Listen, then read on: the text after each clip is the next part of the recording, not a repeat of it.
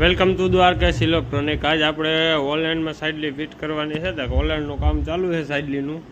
વિડીયોમાં આગળ બન્યા રહેજો, આગળ તમને બતાવું કેવી રીતે હું વસ્તુ ફિટ કરું ને ફાઇનલ લુક કેવું આવે। ઓનલાઈન ટ્રેક્ટર આવી ગયું છે, આ નામથી નસ્તીને તમે બધા ઓળખતા જઈશો। લ્યો ભાઈ, તમે કંઈક અમારું બોલો હવે। તો મિત્રો, વિક્રમભાઈ નું કામકાજ બહુ સારું છે। તમારા લોકોને ભાઈ મ્યુઝિક સિસ્ટમ નખાવી, પંજાબી છપરી નખાવવાની હોય તો લાઇટિંગ ને લગતી ભાઈ તમામ વિક્રમભાઈ કામ કરે, જોરદાર કામ છે। એકવાર તમે આવો ને એટલે તમને એમ થાય કે નહીં ભાઈ કામ છે। અમારા ત્રીજું ટ્રેક્ટર છે ભાઈ, બી ક્લાસની, અને અત્યારે આપણે પંજાબી સિસ્ટમ ફિટ કરાવી છે આપણા ઓનલાઈનમાં। જો એને જૂના સ્ટીરિયા ઉતારીએ છે, આ આપણા નાખેલા જ છે, અને આગળ આમાં સિસ્ટમ ચડાવશું, તમે આગળ જોતા રહ્યો, હું તમને બતાવી।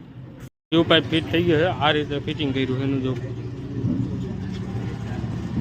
હેઠે નીચો સપોર્ટ મારી દીધો, બીજો આખો કાંટો જ, એટલે મજબૂતાઈ વધી જાય। મોહમ્મદભાઈને આપણે જો આ રીતનો સપોર્ટ મારી દીધો, અહીંયા વ્યૂ પાઇપનો કમ્પ્લીટ ફિટિંગ થઈ ગયું છે। છપરી લગાડીએ છીએ, છપરીના બોલ હવે કે ટાઈટ કરી દઈએ એટલે છપરી કાયદેસર ફિટ થઈ જાય। આ રીતે બોલ ટાઈટ કરીએ છીએ એના। અને કસ્ટમર થોડાક એમ કહેતા હતા કે ત્રાહી છે, હું કોઈ કાંઈ તમે 2 મિનિટ ઊભા રહ્યો, મને આ બોલ સરખી રીતના ટાઈટ કરી લેવા દો।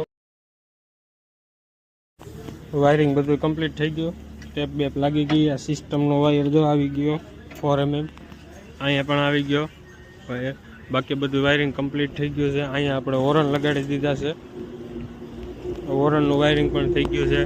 આ રીતનું કંઈક લુક આવે છે। હવે મોહમ્મદભાઈ પાસે જઈએ પાછા, અને પાછી સિસ્ટમ લગાડી આવું। સિસ્ટમ લગાડવું તમને કેવી રીતે લાગે એ બધું બતાવું, એમ્પ્લીફાયરને। સિસ્ટમ બહુ હેવી છે, વજનવાળી છે, એટલે 5 જણા થઈને સિસ્ટમ લગાડીએ છીએ। અને બધાય આમ જોઈએ છીએ કે ત્રાંસા ભાંગી નથી ને એનું સેટિંગ કરી અને બોલ લગાડીએ છીએ બધાય। આ બીજા આજુબાજુવાળા ભાઈબંધોએ હેલ્પ કરી, અને મોહમ્મદભાઈ હવે એમ્પ્લીફાયરનું સેટિંગ કરે છે, કેવી રીતે નહીં કેવી રીતે રાખવું એ।